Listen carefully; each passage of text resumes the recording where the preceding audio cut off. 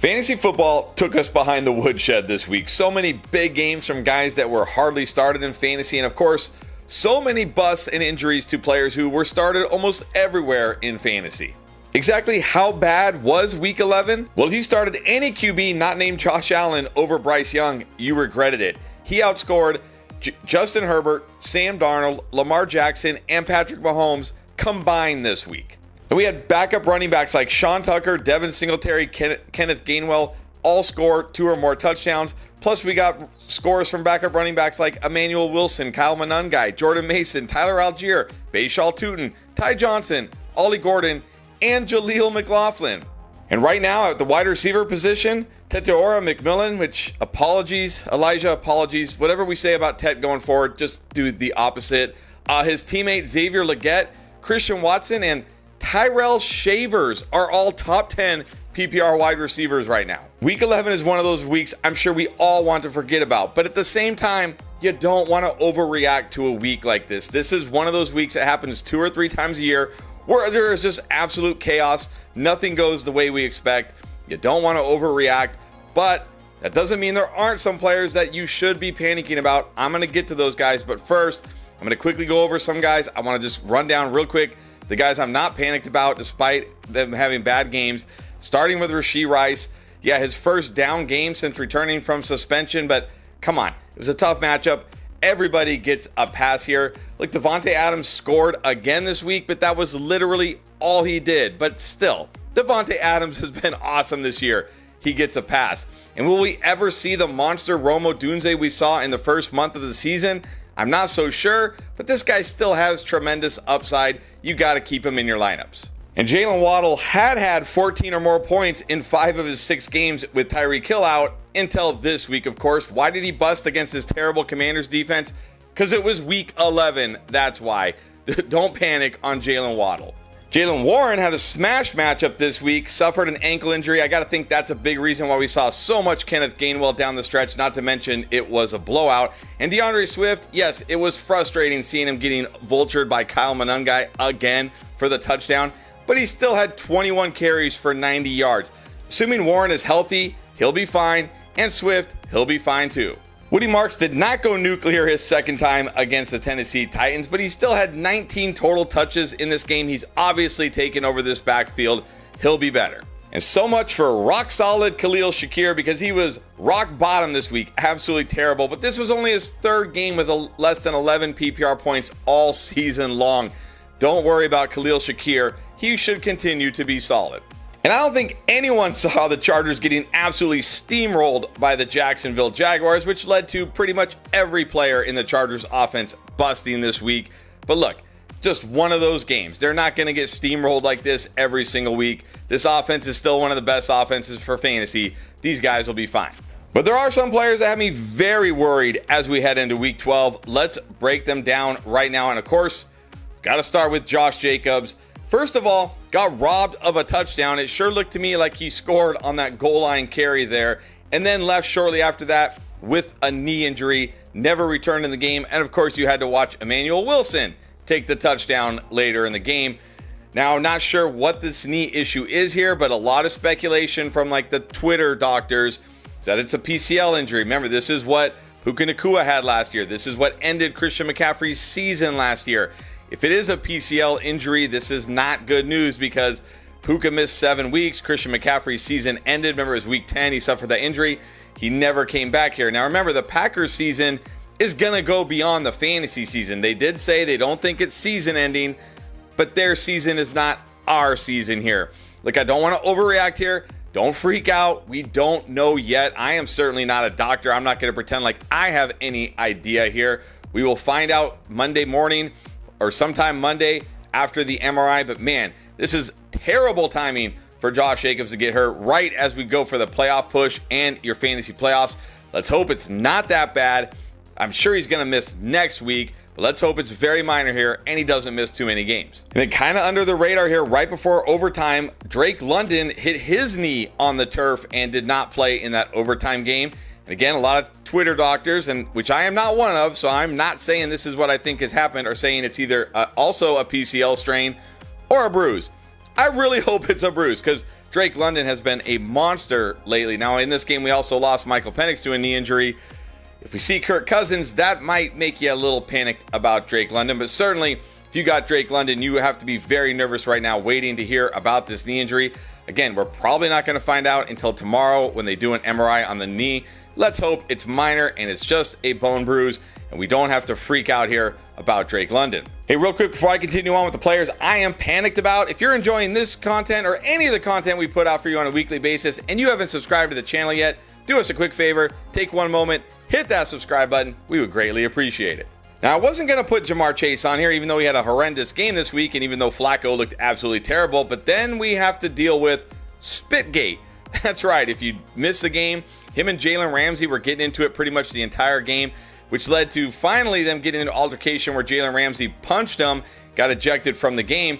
Now, Ramsey and a couple of his teammates said, hey, Ja'Marr Chase spit on him, and Ja'Marr Chase after the game was like, nah, I didn't spit on him.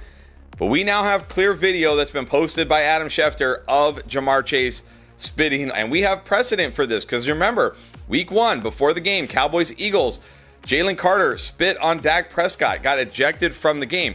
Now, technically, he got a 1-game suspension, but the NFL said, well, since he was ejected for the game and missed the whole game, we're going to count that as the 1-game suspension. Ja'Marr Chase was not ejected in this game. He did not miss this game. We could very likely see Ja'Marr Chase get suspended next week for this.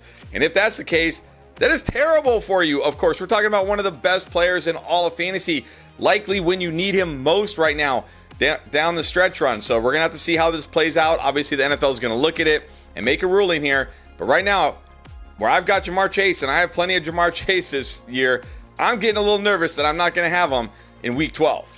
Now, obviously, losing Jacobs would be a big blow, and not having Ja'Marr Chase in week 12 would also be a big blow. But what about your number 1 first-round wide receiver just kind of being okay? Talk about Justin Jefferson here. What? This is horrible. This is absolutely horrible. And look, it's no fault of Justin Jefferson's. This guy is getting open. J.J. McCarthy just cannot get the ball to Justin Jefferson.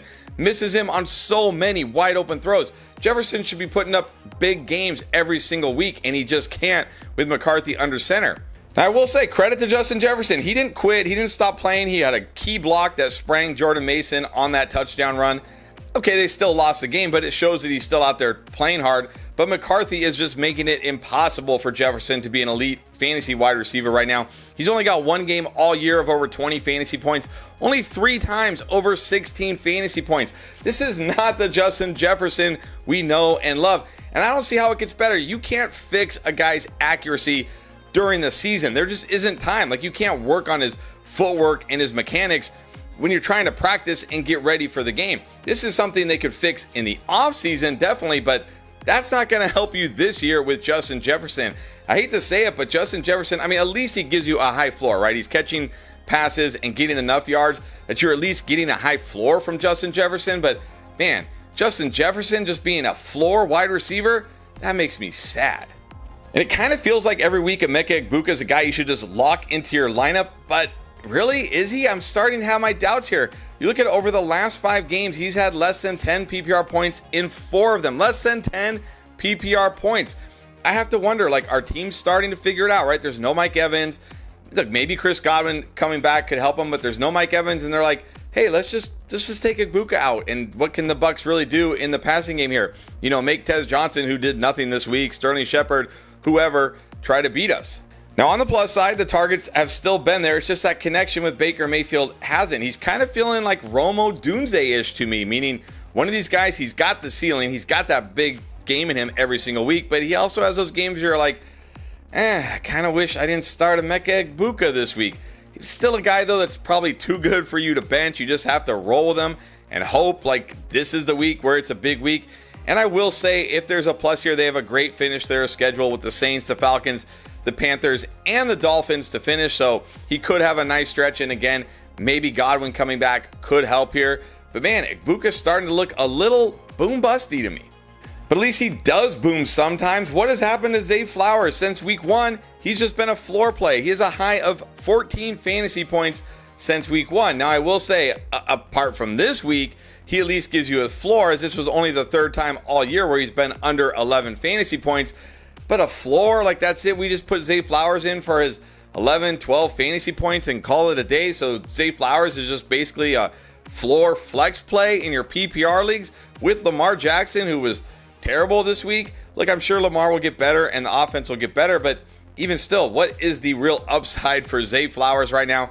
Again, just looking like a flex play with a floor. And we were worried about DK Metcalf all offseason, weren't really drafting him, and we've kind of seen that lately here.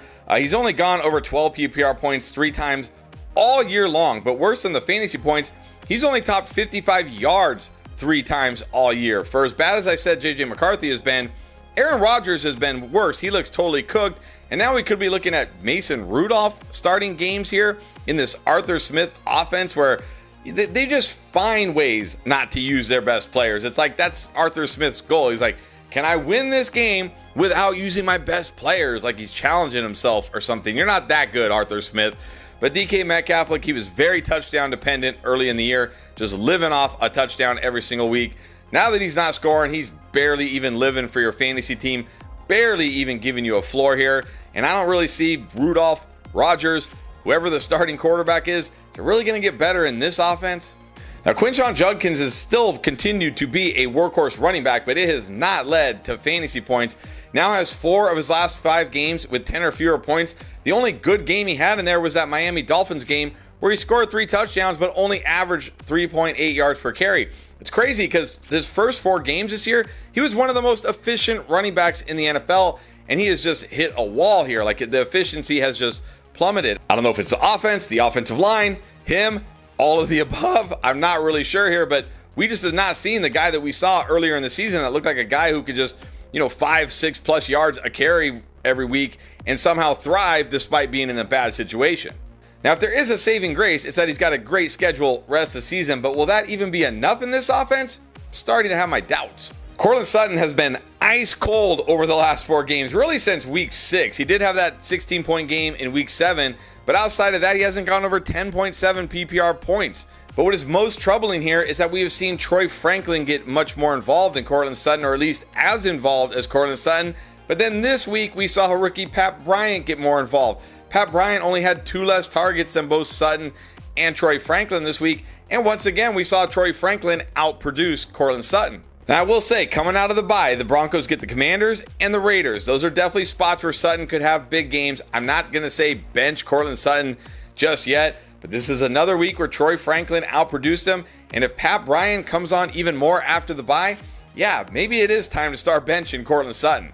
So much for the RJ Harvey takeover here. With J.K. Dobbins out for the season, we at least thought, okay, he's going to get the bulk of the run here. He's going to be the guy. We knew it was a tough matchup against the Chiefs. And look, technically he was the guy. He had 11 carries in this game.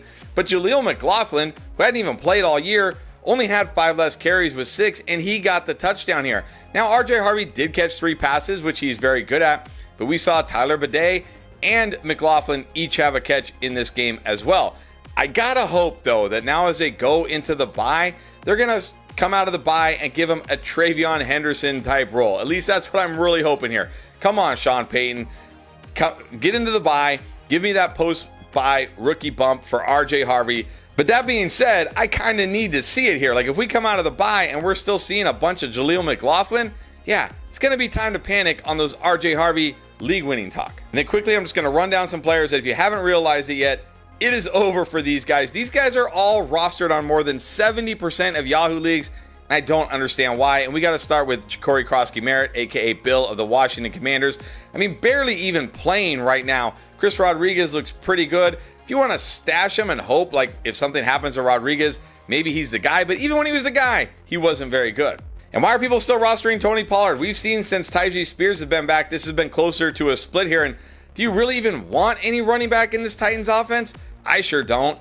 And Rachaad White was looking like a high-end handcuff for a long time with Bucky Irving missing games. But then what did we see this week? Sean Tucker go crazy this week. And we've seen it even last week. We saw Sean Tucker get more involved, which is why this week we told a lot of people, like, yeah, don't start Rachaad White. We're starting to see more Sean Tucker. Even if Bucky Irving misses next week, I don't want to start Rachaad White. And DJ Moore had that one random big game against the Bengals, but has done nothing pretty much the entire season. Like, why is this guy still on rosters? Why are we even considering starting this guy? And it's time to officially move on from Xavier Worthy here. He has not been very good since Rashee Rice has been back this week. 3 catches, 25 yards on 5 targets. I mean, there's just no upside here. Like, what are we holding on to this guy for? What is he going to do for us? Then at tight end, Kyle Pitts has just been getting worse and worse as the season goes on. Has 7 or less PPR points in 3 straight games. And now we might be looking at Kirk Cousins as a starter here. There should be better options than Kyle Pitts. And TJ Hawkinson, why is this guy still rostered so much? He's been horrible all year long. And I've already talked about how bad JJ McCarthy is. There's really no hope for TJ Hawkinson this year. But there's still hope for you this year in fantasy. Don't worry, we're going to have all the videos you need to dominate this week. Make sure you stay tuned. Fantasy Endgame all week long.